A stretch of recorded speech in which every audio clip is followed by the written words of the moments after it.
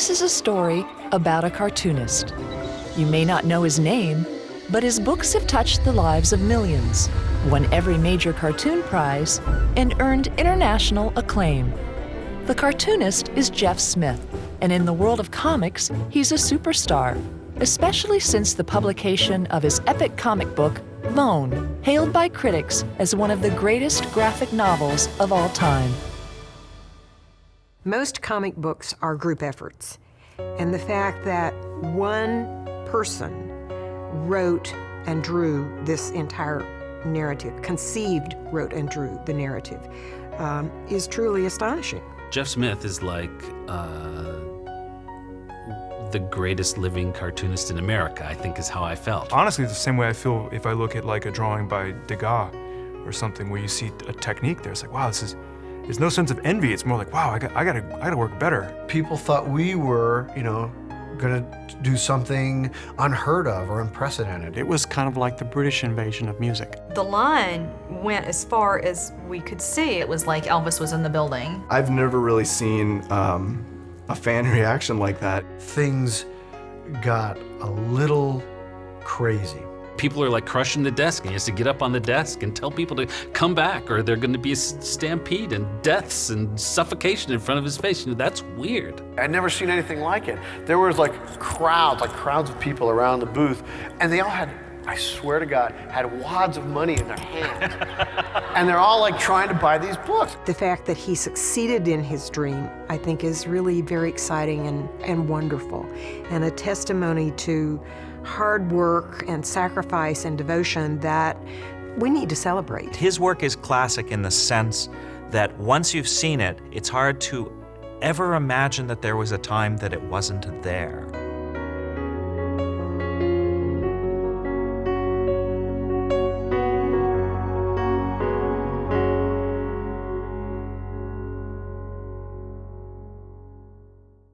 Comics have not gotten a lot of respect throughout their history. They've been blamed for causing juvenile delinquency. There was actually Senate hearings in the 50s.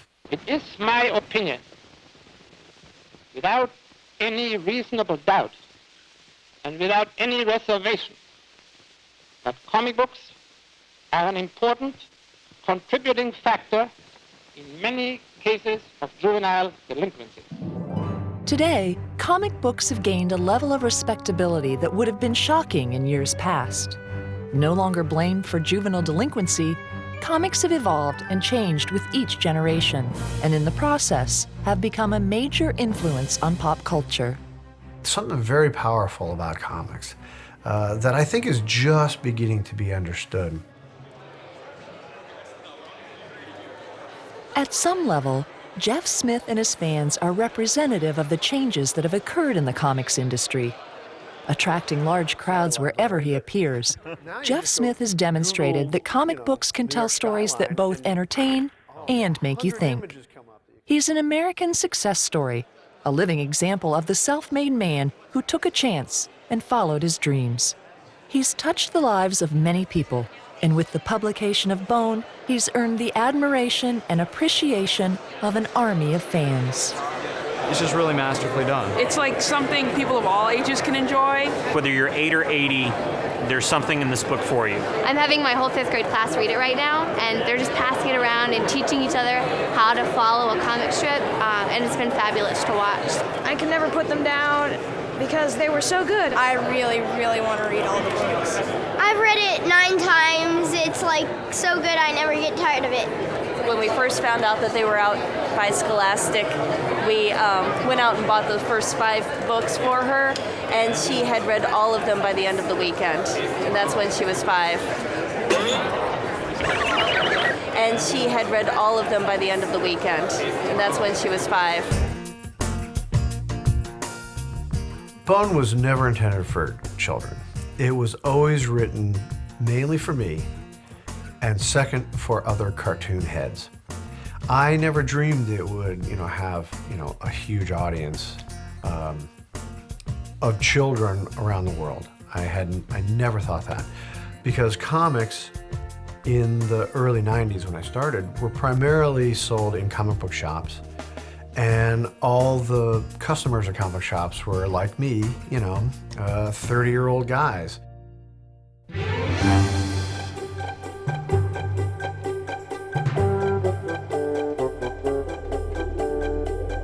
Bone tells the comic adventure story of three cousins banished from their home of Boneville. Phone Bone, gentle, kind, and brave. Smiley Bone, good-natured and fun.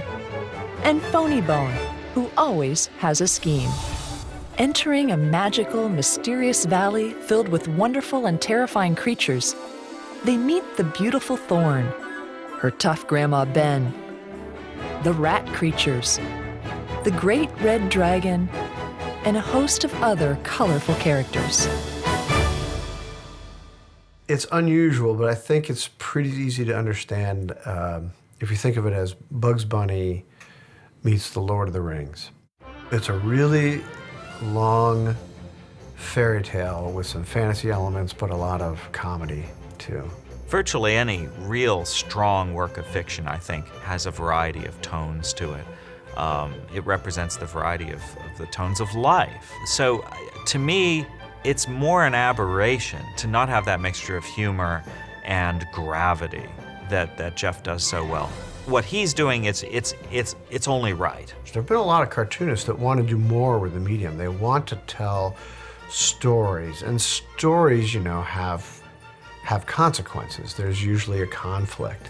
And I do think stories should have a moral point of view. The Bone storyline is a pretty simple, straightforward story about three bone cousins who get lost, and they discover a valley that's filled with dragons and rat creatures and princesses and war and all the things that they've kind of been sheltered from their whole lives. There's the sensible one who's like Phone Bone, and then you have your comic relief friend who's always making jokes, that's your Smiley Bone, and then you maybe have somebody who's a little more self-important, like Phony Bone. The three Bone cousins, I always thought were just manifestations of my own personality. In fact, even Grandma Ben and Thorn are to some degree.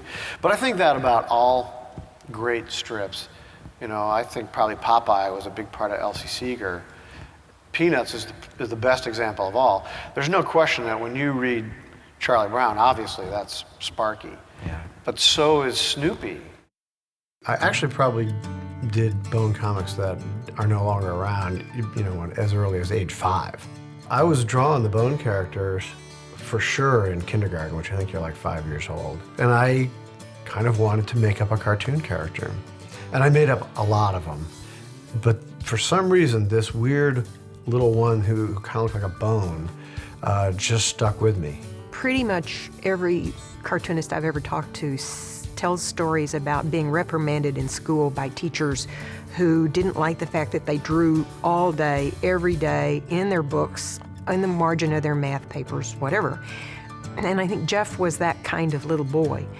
The difference, the thing that sets the successful cartoonists apart is the fact that they can't stop drawing. This is something that they can't imagine not doing. I was always drawn to comics and cartoons, and I think the ones that were the most fun to me were Peanuts. I mean, that's the first one I remember, wanting to have, my dad read those to me, on a Sunday morning, and really wanting to know what was going on. In fact, I learned to read because, I wanted to know what Charlie Brown was saying. I wanted to know what Snoopy was doing and what Linus was up to. It was interesting as a very young man because he understood as a cartoonist, it was important for him to find out his roots, who had been cartoonists that were ahead of him from whom he might learn. A major influence on Jeff and the Bone Adventures was Carl Barks, the creator of Donald Duck's uncle, Scrooge McDuck, the world's richest duck. Carl Barks was just a very natural comics genius.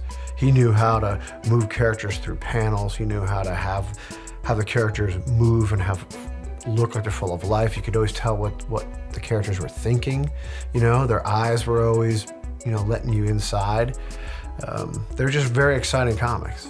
And I always wanted Uncle Scrooge to go on a longer adventure. I thought, man, if you could just get a comic book like that, of that quality, the length of, say, you know, War and Peace or the Odyssey or something, that would be something I would love to read. And even as a kid, I looked everywhere for that book, for that Uncle Scrooge story that was, you know, 1,100 pages long. In addition to Karl Barks, Smith was influenced by the work of Walt Kelly, whose colorful characters from the Okefenokee Swamp shared their views on the current events of the day. Around the age of 9, when I was like in the 4th grade, I remember there was a show on TV that was like a Pogo animated special. And it was done by Walt Kelly and by Chuck Jones, who I didn't know really either of those names at the time.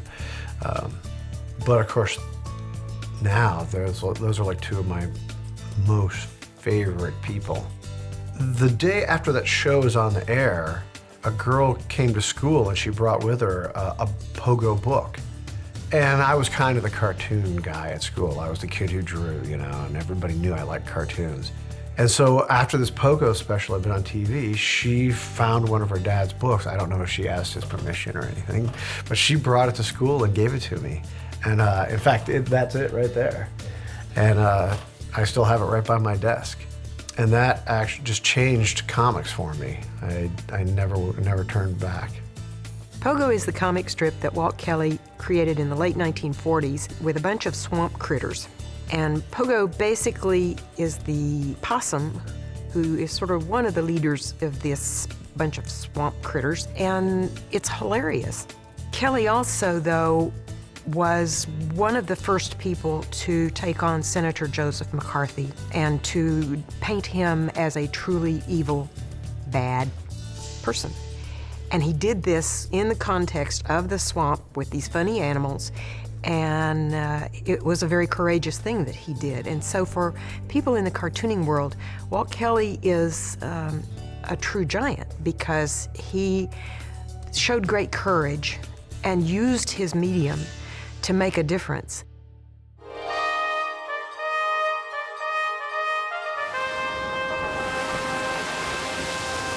Moby Dick is my favorite book, and if you're familiar with Bone, you'll know there's many references to it. Moby Dick is this big book that's just layered like an onion with different meanings, and every time you read it, you can get something else out of it. There's lots of symbolism, and I just love that. That, to me, that's what that experience of a story should be. It should just really fire your imagination like that. And I wanted Bone to be a long, multi-layered book like that, and I fill it full of symbolism. The other book I was sort of trying to pattern it after structurally was Huckleberry Finn. And the kinds of stories I'm drawn to, like Huckleberry Finn, are the ones that start off like very simple, almost like children's stories. They're just boys' adventure stories. But as they develop, Star Wars is like that too, you know? Like it starts off just swashbuckling and exciting, it's adventure. But as the story evolves, as it goes on, it gets a little darker and the themes become a little more sophisticated. And it's just more complex. And those are the kinds of stories that really get me going. A lot of people think that comics are just about a particular genre. In fact, they think of comics as a genre. It's all about superheroes or funny animals. Comics is actually just the art of putting one picture after another. It can accommodate any sort of story, it can accommodate any art style, it can even accommodate things other than paper and ink. So it's wide open, and I think a lot of what we've done with comics is just a tiny little settlement on the one coast of a big continent.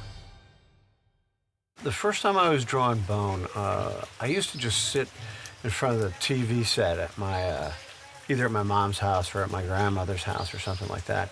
And I had these big sheets of paper, and I just used to love to draw. When he was a kid, he could just draw. He just could. I don't know why.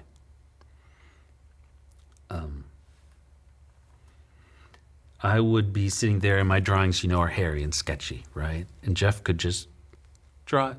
Well, you know, 5 lines, and there it is, and move on. He's just the real thing. I found this one character that I was drawn that became Bone.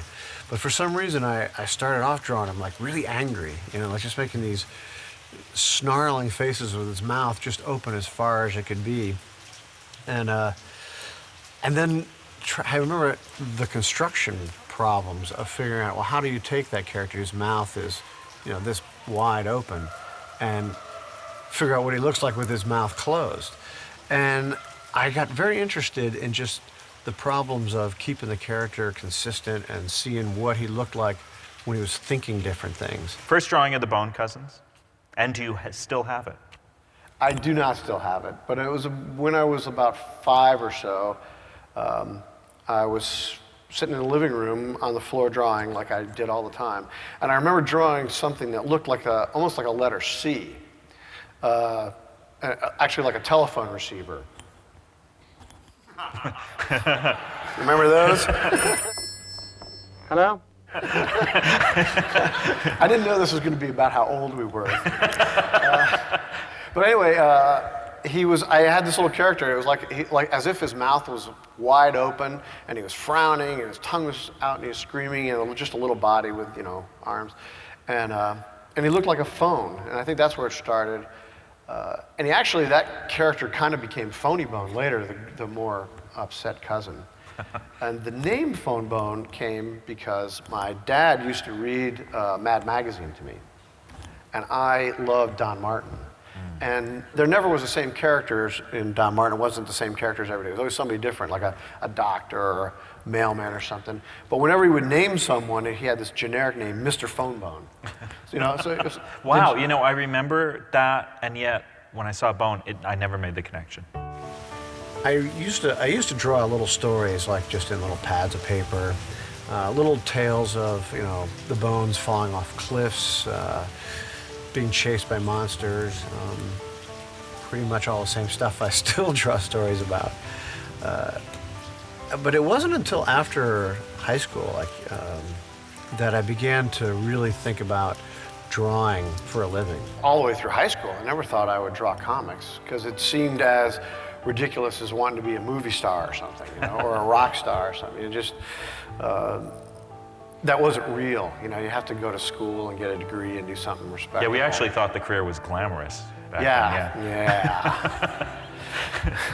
I'm going to get girls in a fast car because I'm going to draw comics.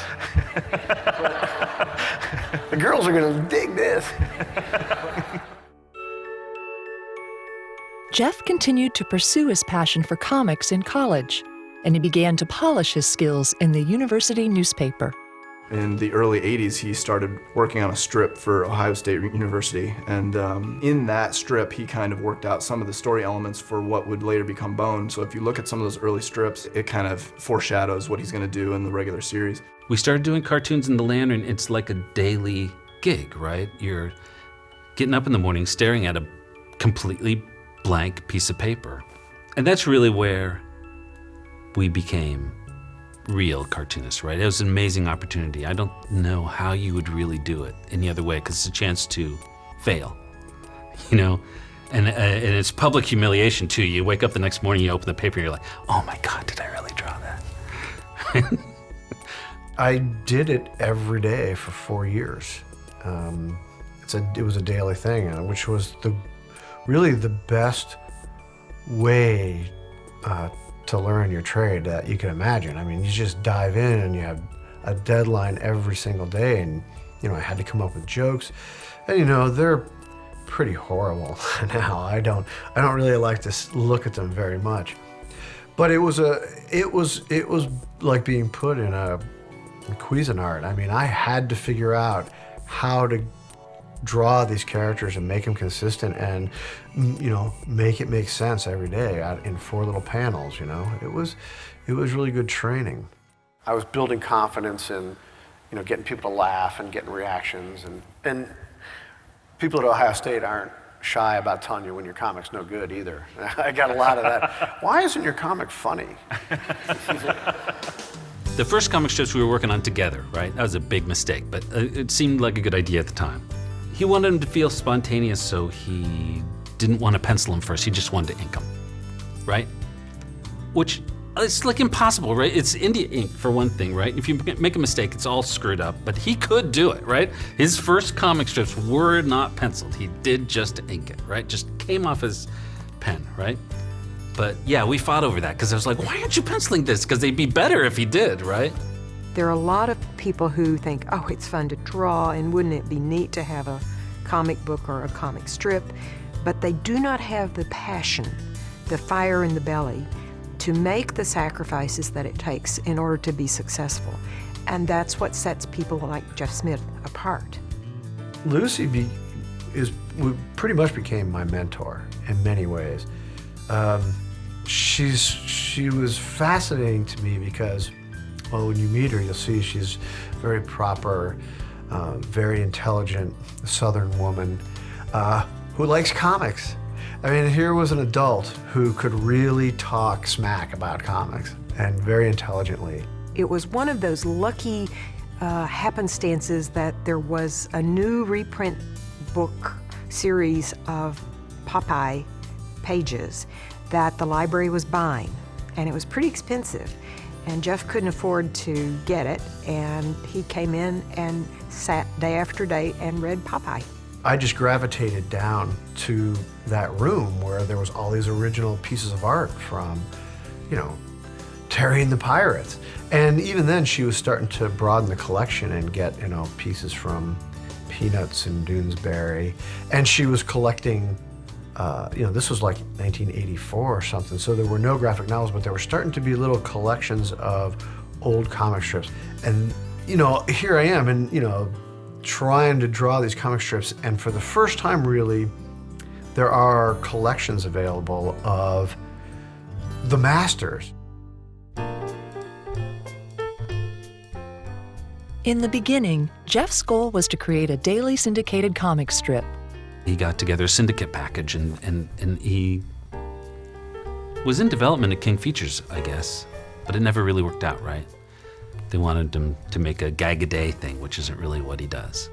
And so, instead of newspapers, he began to look at the animation business. In between college and starting up the comic book, I started up an animation studio with two buddies of mine, Jim Cameroon and Marty Fuller. Cartoons to us, you know, we weren't just comic strips or comic books. We were like, if animation, sort of cartooning was the big umbrella idea for us.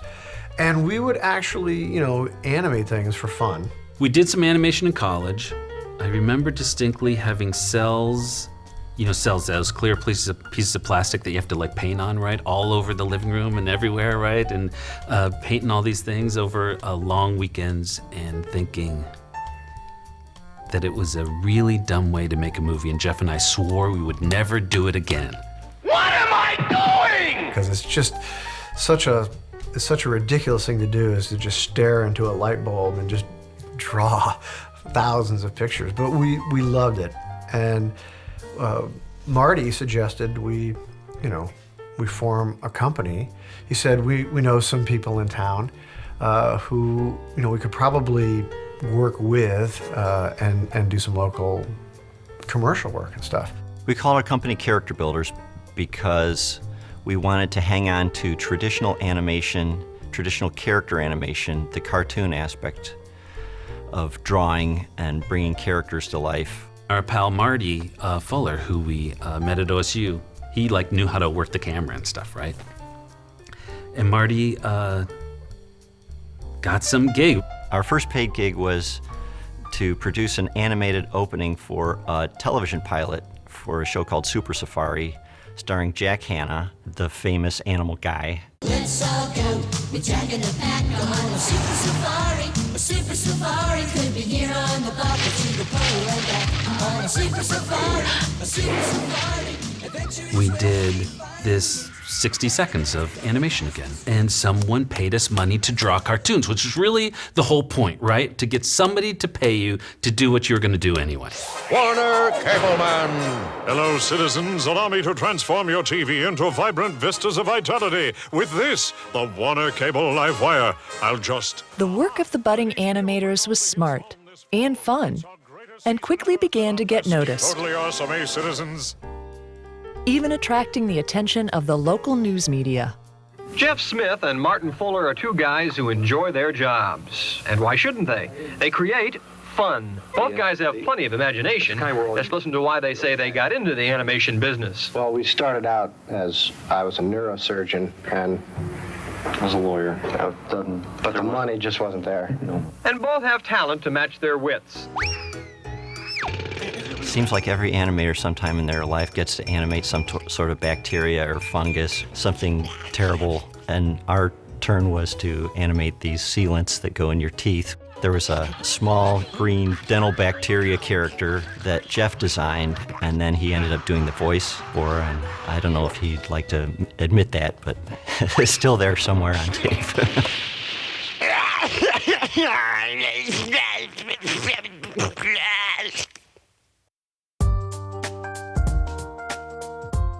Character builders did a little bit of everything, even animating clay. After the California Raisins became popular, a lot of commercial clients decided that clay animation would be something to explore for their characters, and so we were asked to do some clay animation, and not having done much before, we said, sure, we'll do clay animation, we can do that. But it has its own set of frustrations. Things melt under the lights and fall down and at a very slow rate between shooting and sculpting frames, and you don't even see those mistakes until you get your film back after having worked on something for a couple weeks. So it was always interesting with clay. In the beginning, the budgets were always tight, and it often required a degree of resourcefulness to meet the punishing deadlines for commercials. We'd get moms and dads and friends in, and we'd pay them with pizza and drinks to come in for an evening and help us to get through a binge of a couple thousand cells to paint for a commercial. But a deadline's a deadline, and people were mostly happy to do it. There were all-nighters, trying to produce things for commercial broadcast deadlines, and then there were moments of drought where you're soul-searching and wondering if this is really what you should be doing. And I think it was during one of those moments that Jeff just jumped in with both feet into the idea of producing bone. We made, television commercials, and eventually we, got good enough that we could do whole sequences on Hollywood films when they would, fall behind. They would look for places who could take 10 minutes of a film and work on it, and we would do that. It was very exciting, but it wasn't the kind of cartooning I really wanted to do.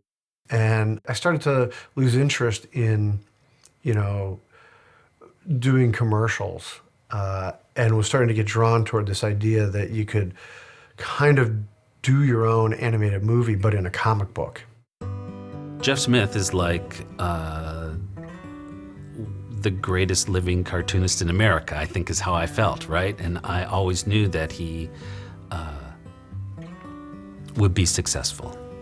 And I loved what he was doing. I was positive that it would work out. He learned a lot during his years with character builders about timing and about how to make characters relate to one another and how to communicate emotion with physical aspects of a character. If you're thinking like an animator and drawing a comic book, then his panels often time out. The gags feel the same way, like you're feeling them in time.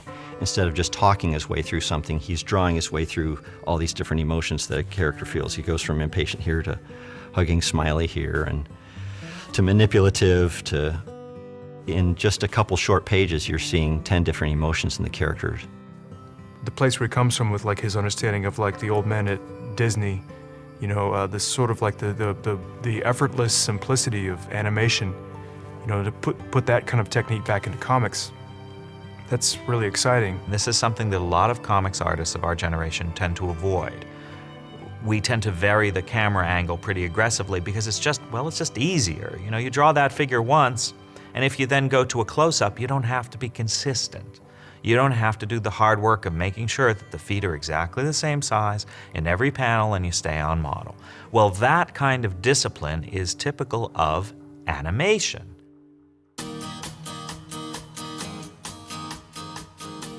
The animation business was good to Jeff and influenced his future style, but he'd never given up his dreams of the big book. the comic that was epic in scope. I did the animation company for about 7 years.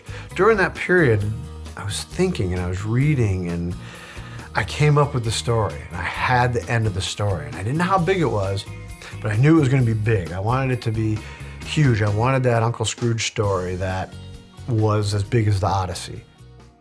Very first time I sat down to draw the comic book Bone, it was like having, the gates open up. I went from working in this much space and to infinite, really. It's like you have 4 panels. You have to get any point you want to make, anything has to be, it's done in those 4 panels. Yeah. And it's got to be interesting enough to get people to come back. It's hard to tell a joke in 4 panels. I don't know, probably a lot of you people have wanted to do comics or have tried it anyway. It's hard, which is why I got a lot of letters saying, why aren't you funny? But as soon as I had an infinite number of panels, I mean, I could spend 5 panels to tell a joke. I could take 20 panels.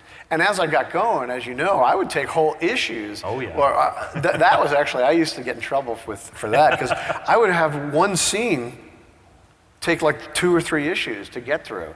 And I'd get people going, what are you doing? I was like, it'll make sense when it's all together. It'll make sense.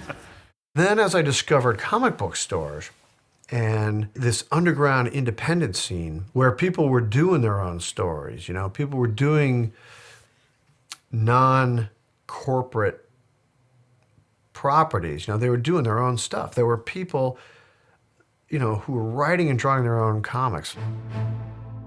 In 1986, there were 3 books that were huge. One of them was Frank Miller's Dark Knight Returns. And it just kind of came out of nowhere, really. It was a Batman story that wasn't part of the normal Batman series, and it was a long story, about 200 pages long, that had a beginning and a middle and an end. But what was really interesting to me was Frank's storytelling abilities. He didn't do stuff the way most comics are done. When you think of comics, generally speaking, especially back then, you think of, Superman or Wonder Woman just, running and flying, and there's like a little box in the corner that says, meanwhile. Well, Frank took a very different approach to the visual aspect of how he told his stories. He used bigger panels. He colored it different. He used much higher quality papers. And most important for me, he completely dispatched with the little meanwhile box and just approached the storytelling like you would if you were making a film. And it was when I saw Dark Knight Returns that I said, you can do that giant story I always wanted to see. You could do it. This medium can sustain the big one. Art Spiegelman's Mouse definitely had a huge impact on me and on the whole comic book industry, because it was not Batman. It was a very personal story about Art Spiegelman's father, who was a Holocaust survivor. And he used this metaphor of Jews being mice and Nazis being cats. It was just a real moment in comics where you could see that just about anything could really be accomplished. And the third big book in 1986 was Watchmen by Alan Moore and Dave Gibbons. The 3 of them together really just caught everyone in comics by surprise. Publishers, readers, just everyone. And it really kind of showed that, a serious structure to a comic book with a beginning and a middle and an end was artistically viable and commercially viable. Jeff and I would talk about the comic way back when. While he was making the comic strip, we were drawing big fantasy epic things and reading Tolkien, and we're heavily influenced by the Lord of the Rings and stuff. And that's the movie we want to make, some cool movie with swords and dragons and I don't know what all. I began reading about the authors that I liked, like Tolkien And I liked the Star Wars movies. So I was reading about like what inspired George Lucas, what inspired Tolkien. And it all came basically down to old fairy tales and mythology.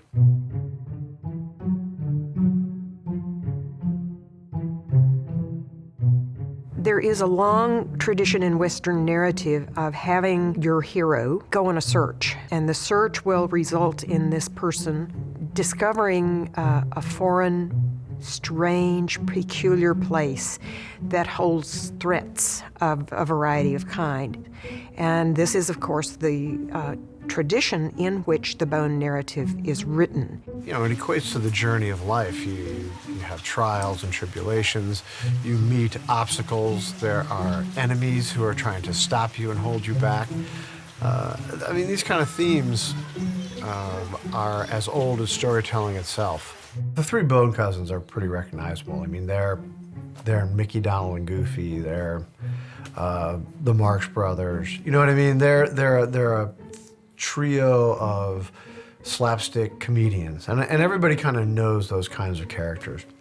And I thought, start them on the journey, but keep it light and funny, because I know my reaction if I see something that looks like this is a great and grand story full of elves and dwarves, and I mean, I'm turned off by that kind of stuff. So I actually wanted to kind of hide the fact that it was a big epic fantasy for as long as I could.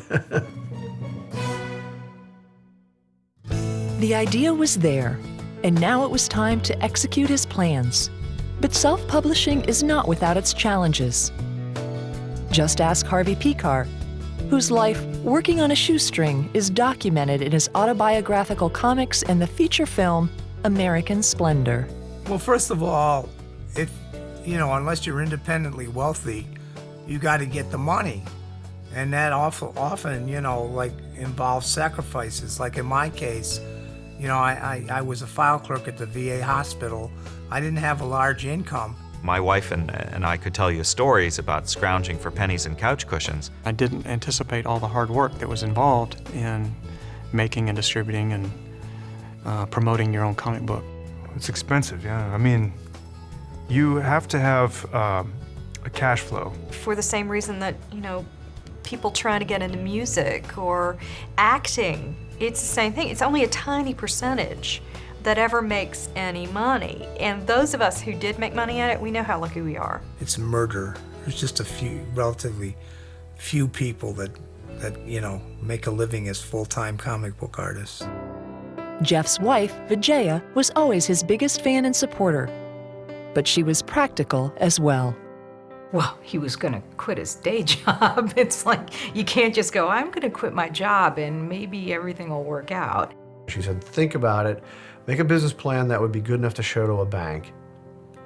And if it makes sense, sure, take a year and, try it. I thought that was a pretty fair thing to ask for when you're, selling your animation company and starting from scratch doing comic books, which to me was, kind of crazy, The first issue sold maybe 2,000 copies, maybe less. And then, as he kept going, it flatlined for a while, and then people started picking up interest. And I started to see reviews of it in trade journals like the Comics Buyer's Guide, or I think the fourth issue got a mention in the Comics Journal, in like the back, in like a little quick hits thing, like this might be something worth checking out. A few other creators started mentioning it in their reviews. People say, well, what are you reading right now? And like Neil Gaiman said, I'm reading this Bone book and I'm really liking it. And when I started to see that, I was like, I was so excited. I was like really impressed because, I really thought very highly of the Sandman series. But I also started to have this hope that maybe this isn't doomed. By the sixth issue, it was kind of looking like, oh, well, this might actually, something might actually happen here. This was 1992. right when the first internet chat rooms were starting up. Before even the web as we know it today, there were like little chat clubs and little tiny places on the internet where you could talk about comics. And Bone was one of the earliest comics to like be recommended online by, you know, a comics group. And then suddenly, all over the world, people can read that and say, well, I want to find that book. Bone came at a very interesting time. Much of the alternative comics, the self-published comics, independent comic scene, whatever you call it, these black and white, short-run comics that were being printed in the 90s, many of them were very iconoclastic. That is, they took advantage of their freedom to publish things that were more adult, more provocative, more edgy. Along comes Jeff Smith publishing something that looks classic, all ages, fun, well-crafted, and just with such a quality of storytelling above all other things. When Bone came out, there was absolutely nothing like it, and we all agreed, you know, all of us sitting around talking behind Jeff's back, that is, we all agreed that he was extraordinarily talented, and we were just sure it wasn't going to sell because cartoony doesn't sell. I was doing everything myself. I was packing the boxes and putting them on the UPS truck, and I was, you know, drawing the comics. I was trying to answer the letters in the letters columns and do all the graphics work for which was all by hand in those days. We didn't have Photoshop. You know, I had to actually like physically paste letters down onto pieces of paper and send them to the printer. And I was starting to screw up, basically. I was letting books fall out of print. I was not getting orders fulfilled. I was not drawing comics. For a lot of the guys who came into self-publishing, this became a real concern at a certain point, because at a certain point, you're self-sustaining, that's all good. You can make a living at it, you have enough money to do the things you want to do and work and take some time off. But then to actually run a business and grow, you know, on a shoestring, it's difficult.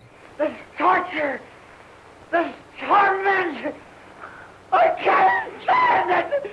I lived in this little tiny cabin in the Santa Cruz Mountains, and I'd have a closet full of boxes of, you know, like, here's my stack of 1s, 2s, and 3s. You know this syndrome. Yeah. And you're like, okay, so, and I'm selling to every store, any store in America that wanted a Bone, you know, wanted 2 copies of number 3, 1 copy of number 4. But I went and picked them out and I sent them to them. And I was doing that instead of drawing comics, and I was starting to fall tragically behind.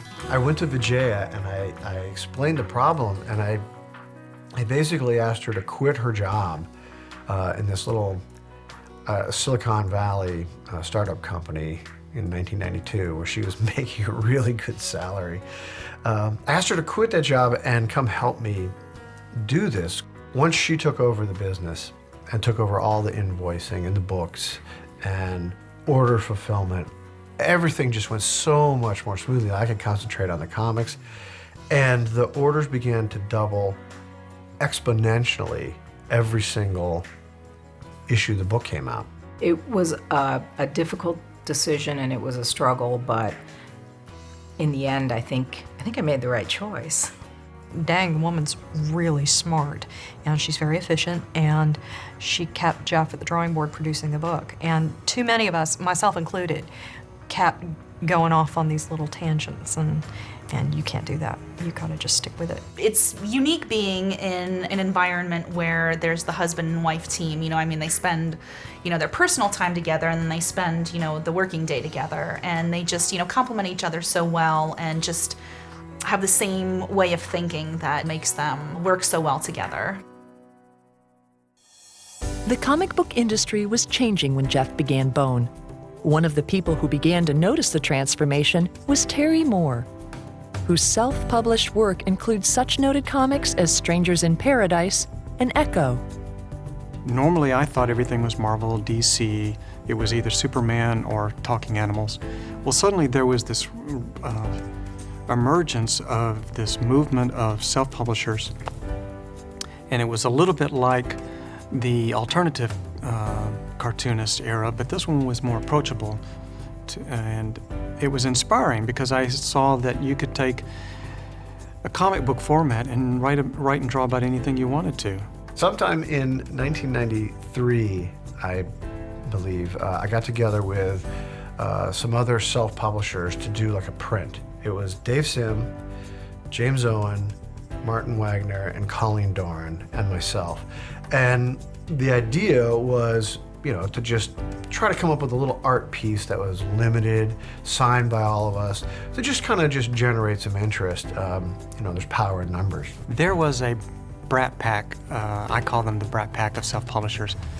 These guys were the original batch that showed up, it seemed like all in the same year with their books, and they kind of bonded. When they went to a convention hall, they were mobbed.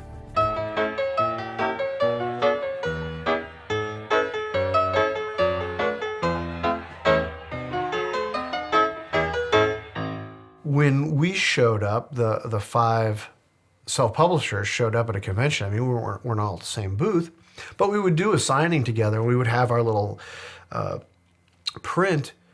It was electric. People thought we were, you know, going to do something unheard of or unprecedented. And in fact, it became the self-publishing movement. And people started just self-publishing their own comics, and eventually it became like 17% of the whole industry. It was a huge movement. Self-publishing was the coolest of all possible cool things to do. It was the geek equivalent of being a rock star. It was kind of like the British invasion of music.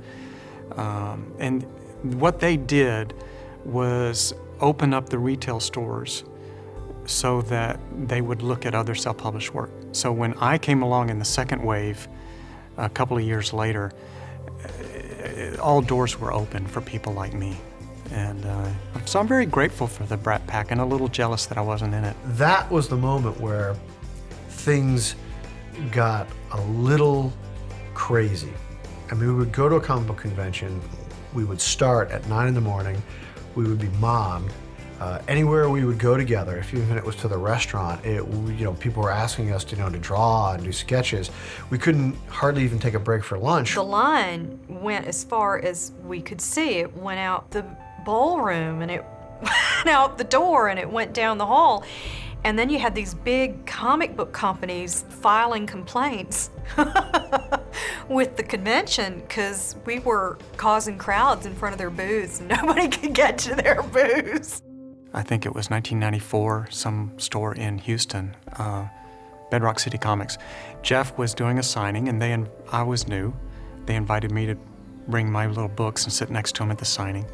So I go into this store, and the store was packed full of people, say 200-300 people waiting to talk to Jeff. And I sit next to him with my book, and everybody walks right by me going to Jeff. And it was inspiring. I watched. Even at that early stage, he was already comfortable and accomplished and very popular, and he's been my mentor ever since. Jeff began to forge new ties with the comic book industry, and soon he joined fellow artists Charles Vess and Linda Medley for what they called the Trilogy Tour, a national tour of comic book shops and conventions, traveling together on the road with huge portable sets of standing stones and a giant hollow tree.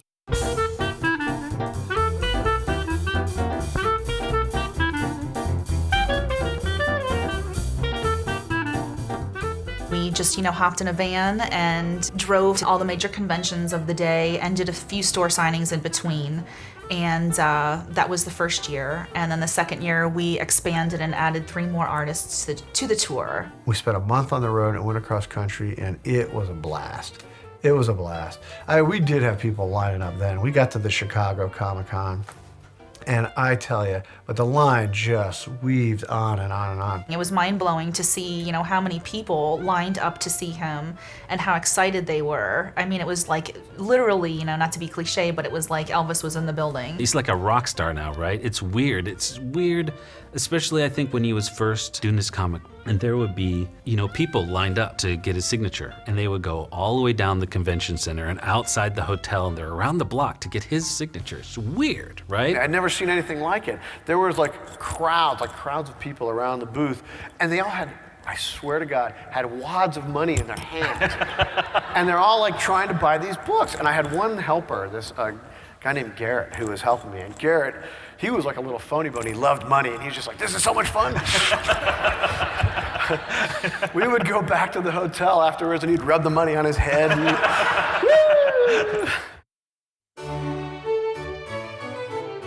Jeff and Bone's popularity wasn't limited to the U.S. From the earliest days of the Bone comics, foreign markets began to take notice. I think the fans overseas really appreciate more than anything. They actually treat comics as literature and high art. And because Jeff's drawing style is so visually pleasing, it's just a phenomenon over there. It's published in at least 24 countries. I'd say our biggest fans are our French fans, our Spanish fans, and our German fans. In Germany, the company there that licensed it and started to publish it, they said we actually had a debate. I remember, like they were saying, well, what should we call it in German? And you know, I love the idea of it having a different name in every language, you know, because we've always heard that about Mickey Mouse or Donald Duck or something. And in Finland, it was called Lupat. And I thought, well, what is the word for bone in German? And they said, I think the answer was Knochen. And I said, that's perfect. So FOMO's name will be Knochen Knochen. And I was like, this is fantastic. I love that. And they just did not think that was funny. They thought, that's terrible. We will call it Bone. They just welcome him with open arms whenever he comes over for foreign festivals and things like that. He's even more popular over there, I would say, than he is here. Or he's in Europe and people are like crushing the desk and he has to get up on the desk and tell people to come back or they're going to be a stampede and deaths and suffocation in front of his face. You know, that's weird, right? And I think for the most part that hasn't gone to his head. Many of the book's adventures occur at a place known as Old Man's Cave, a name which came from a state park that has inspired Jeff since he was a boy.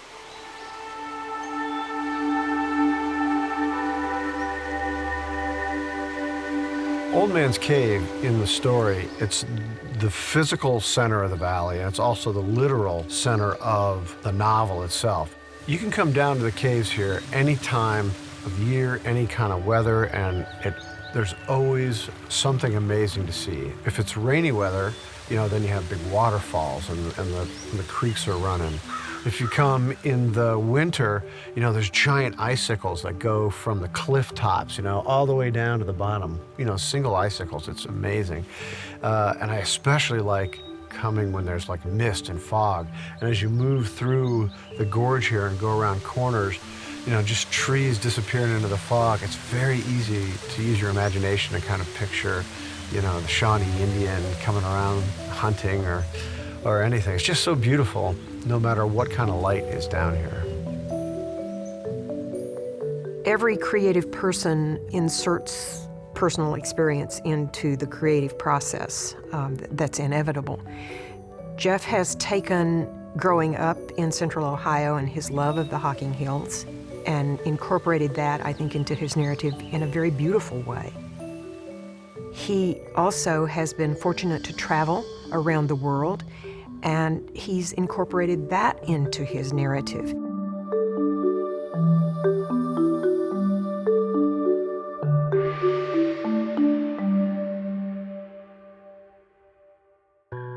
Even though it was one story and people had been reading it for 12 years, I don't think people really realized that it really was one story, that if you opened it up and events on the very first page of the book were starting the story and would be echoed, you know, all the way through to the very end. Bone is a story that's in the tradition of Lord of the Rings or Beowulf, or one of these classic, very, very serious, very mythical fantasy stories. And I like fantasy because you can use metaphor, you can use symbols. You can talk about things with a slight oblique angle on them. And I think in some ways, giving yourself that distance from an actual topic allows you to see it a little bit better. It's almost like night vision, you know, you just kind of look a little bit off to the side and you can almost see things better.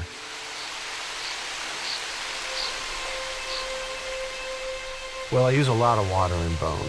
Water is an age-old storytelling symbol, and its use in stories goes way back.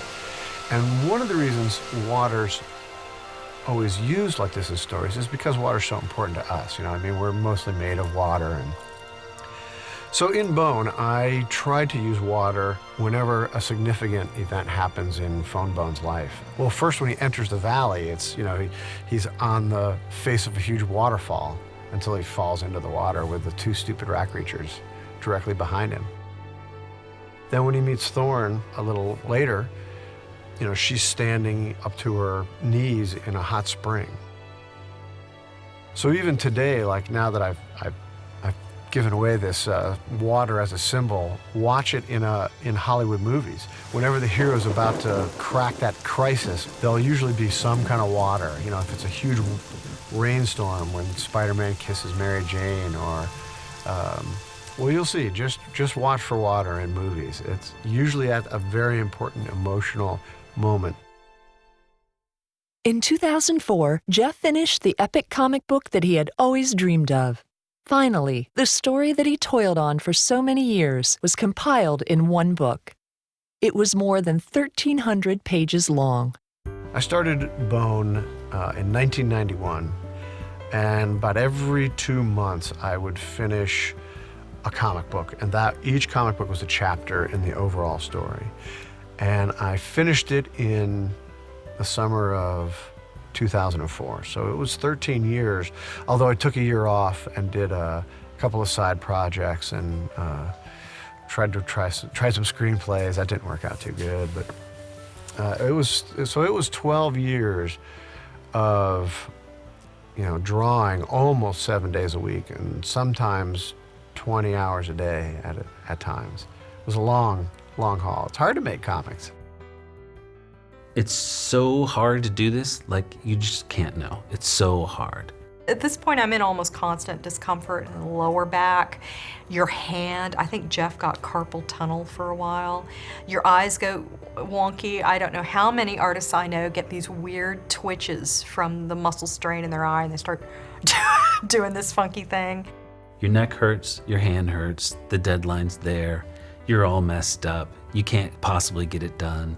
It's lonely, right? You sit there for hours and hours by yourself. And it's something that really you do for yourself. You can't really care if you're working in an art form or what its significance is, right? You have to do something for yourself that you can then share with other people, and hopefully they connect with it. Let's take an outmoded art form now, like let's take the illuminated manuscript. I mean, this is, you know, the Book of Kells goes back to what, 900 AD? It's one of the earliest handmade books, I think, that exist, in the West at least. And this was the height of technology in its day. Now we appreciate it because of the heroic aspect of illustrating a book and, you know, hand writing the Bible, you know, this, you know, great cultural document for the West. And I think, in a sense, that comics falls under the shadow of this thing, you know. I think one of the things that really does set this apart is that it's one person. Most comic books are group efforts, and the fact that one person wrote and drew this entire narrative, conceived, wrote and drew the narrative, is truly astonishing. Having a book like this was always Jeff's thing, right? He wanted it to be like, because there was that edition of The Lord of the Rings, which was just a big freaking book. Like, I think it had gold here, you know, and you just wanted to hold it, and it was like the Bible. There's a, and he wanted something, I think, to tell a story that felt significant, right, and epic, and It's pretty unusual in the American market to see anything of that size.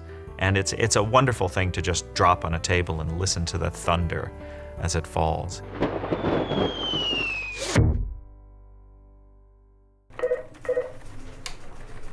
Hello, Cartoon Books. It was exciting to finally complete this epic tale, and yet the work was not yet done. A new chapter in the story was about to be written when Jeff and Vijaya were approached by Scholastic Books, publishers of the renowned Harry Potter series. A lot of buzz had happened in the meantime where librarians were starting to pick this up, and it was becoming something. And they came to us and they wowed us with a really great plan to get graphic novels into the hands of kids. And it involved a new imprint and, shelving our graphic novels with regular children's books and things like that. So, they impressed us. And I regret nothing. That was one of the best decisions we've ever made. In the reissue of the books by Scholastic, an exciting new element was added: color.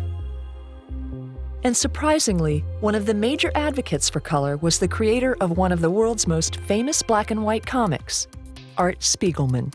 It was just Art who really said, well, I think we should color it. And I was actually resistant at first because I'd worked really, really hard to make the artwork, work in black and white. To use blacks and whites to separate things and to push some things forward and other things back. And I like black and white. I think of Bone kind of like a comic strip, like my old love of Peanuts and Pogo. So black and white was good for me, but Art just said, no, it really needs to be in color. And I said, well, no, why, Art? Because, Mouse, one of the most famous graphic novels ever, is in black and white. And his answer was, well, Mouse is about the Holocaust. It's about war. It's about very heavy subjects. It should be in black and white. But Bone is about life, and it won't be finished until it's in color. And I thought, all right, I'll try some experiments and see how it looks in color. And, well, Art was right.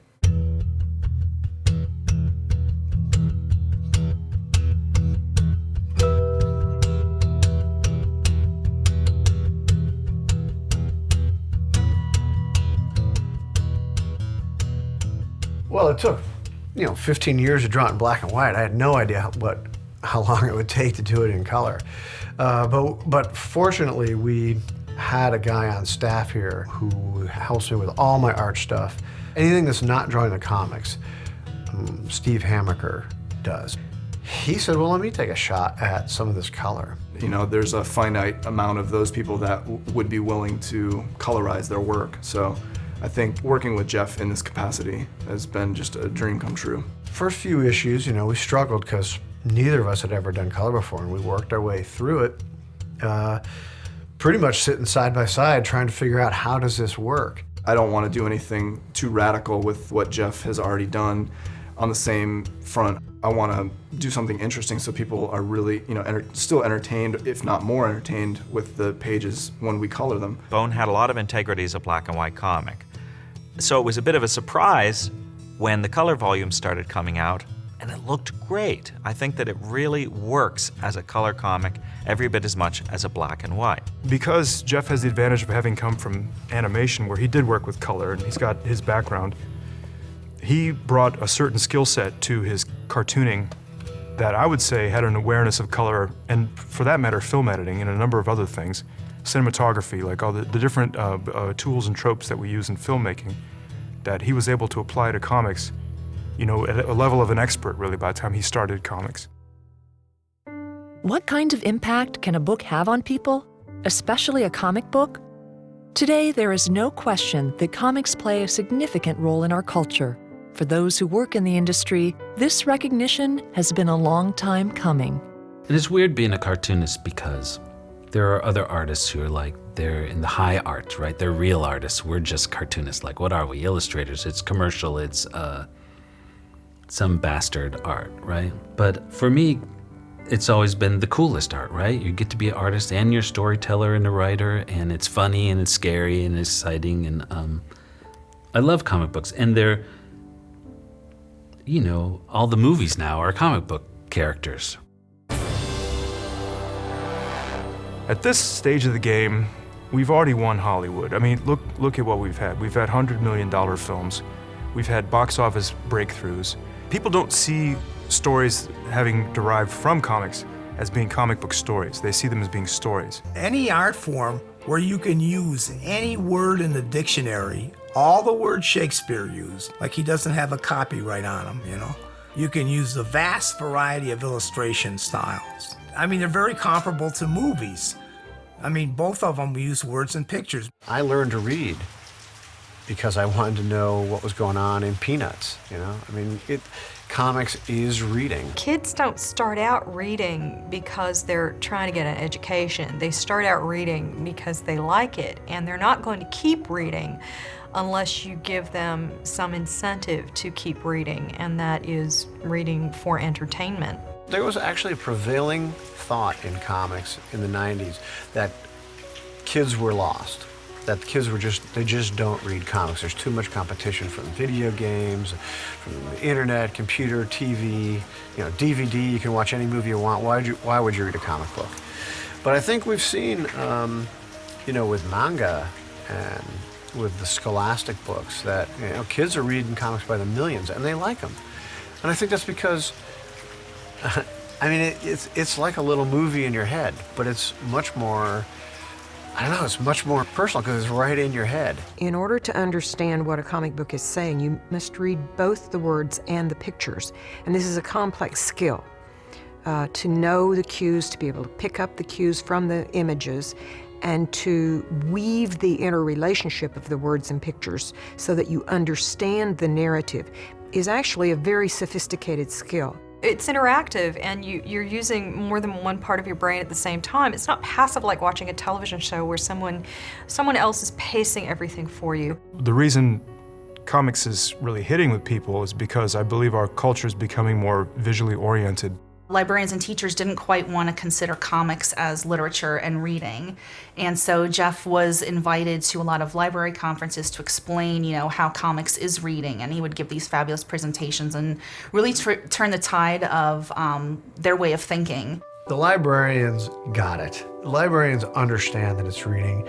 And in fact, the reason we were invited to talk to them is because, as they explained to us, circulation in library shelves is dropping and has been as a trend for many, many years, with one exception. The shelves that have graphic novels on them are going up in circulation. And at that time, I was told that they had gone up like 300% across the country. So graphic novels were something that librarians were suddenly seeing as a growth market, something that could get kids to read. Librarians said, this is our gateway for these people that will not read. They will start here and then they move on to other things, and it worked. The magic quality of drawing mixed with the fact that you can create worlds, you can make anything you want out of a picture, really attracted me to comics. And we now understand that the comic book format can tell any kind of story. And I think part of that is the influence of manga, Japanese comics, in this country, because the tradition in Japan is very long, and they understand that any kind of story from the history of Buddhism to the dropping of the atomic bomb on Hiroshima or pornography can be told in this format. It's not just muscle-bound mesomorphs punching criminals in the face anymore. It's something bigger. This looks like a job for Superman. I have nothing against science fiction books, but science fiction books don't dominate the book trade. Why should they dominate comics? You should have all kinds of different books in comic form, and you can. There are people who are speaking to issues of gender or ethnic identity or international concerns. People like Marjane Satrapi, who writes about growing up in Iran, or Alison Bechdel, who writes about growing up as a lesbian. All of these people are finding different markets. They're rising to success, but it's not the same standard of success. Not the same audience, not the same markets, not the same model. And that's incredibly healthy. If comics is a legitimate art form, it isn't a bastard stepchild. You have the ability as an artist to express any thought, any feeling in the medium. It depends on your facility with the tools and your heart. I mean, it's a great field to get into in that it's so unexplored that, and there's so much room for original work. Where a Jeff Smith stands on one part of the comics globe, and the curve of that planet is severe enough that you can't even see from him all the way over to Alison Bechdel or an Art Spiegelman or a Paul Pope or whoever. These people are working in such an expanding continent that you can no longer see the one for the other. You always think about, at least I always did, like this this romantic notion, like you've got, you know, Paris 1906, and you've got, you know, Juan Gris, and he's in a studio with Picasso, like, you know, and they're influence each other's work, and you're like, gosh, I wish I could live in Paris in 1906 and no Stravinsky and, you know, Balanchine and all these different artists. And then you think like, well, you know, in a sense, comics does have that, because you've got a community of guys. We all don't live in one city, but Bohemia now is not a place anymore, it's an idea. We're also fans of comics, and when we see a comic that we really like, and then, you know, you go to a convention, or, you know, you get a phone call from the person who created that, and they just tell us, you know, how much they were inspired by Bone or by Jeff. It's just kind of like that really cool circle of life thing. How has the audience changed? Like, typical question in 1995, let's say, at a San Diego comic convention, you know, from like some 35-year-old software engineer. How is that audience different from, you know, the Well, for one 13-year-old? thing, you can look right out here and you can see women. Yeah. You can see children. In 1995, I used to sit on panels with you, and we would look out and go, man, guys, wouldn't it be fun if there were chicks in here? I thought there would be kids at comic book stores, but there just weren't any. But again, like it's changing. In the last 10 years, you see kids, you know, going into comic book stores. You see couples, young couples. You'll see two girlfriends. I'm happy that I can go into a store and buy something for someone and know that no matter who they are, I can find something I think they're going to like, even if they've never picked up a comic book in their life. And that makes me feel really good. It's exciting. It's very different now.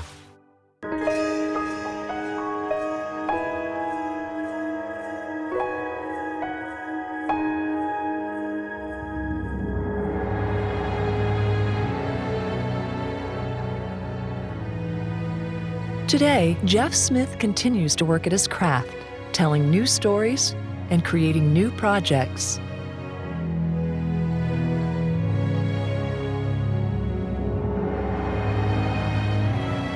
His fan base continues to grow, and his work continues to be recognized and honored. Looking back at his amazing career, you can see now that it actually began at age 5. It's been a remarkable journey, and there are millions of fans who are glad that he invited them along.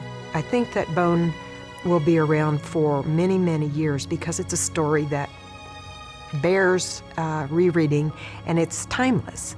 Jeff's like the real thing. Like, there's those of us that are good, right?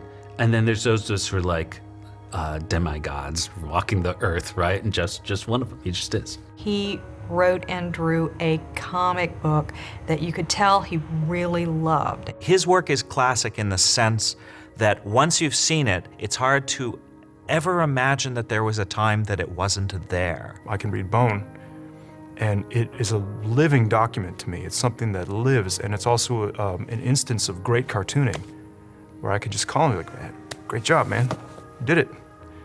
You know, it's a great feeling to be able to say, well done to your friend. I think the most important thing Jeff has done, though, is to bring us his worldview about what is moral and what is immoral, and his belief that we need to work to make the world a better place, and that we can make a difference in our world. And I think Jeff believes that at the core of his being, and that is reflected in his work on Bone. You can't fake it. You know, you can't fool the people. They know if you're being sincere or honest through this work. He just, inspires so many and makes so many people happy. And, what's better than, teaching people how to read? He really enjoys life. He strikes me as one of those artists who genuinely enjoys life. Some who work in comics do so because they can escape from the social sphere. It's because they're not very socially adept. They work better with a pen in their hand, and they just would rather bury their head in a drawing board and eventually, once in a while come out and mumble a few words and then go back to work. Jeff is not one of those. I think Jeff enjoys living in the world as much as he does living on the drawing board. Life is, I think, the signature thing with Jeff. He's all about life. He wants to create life on the paper. He wants to create a life for himself. And as much as he loves art, art isn't the point. The point is using art to create life and then enjoying life away from art as well.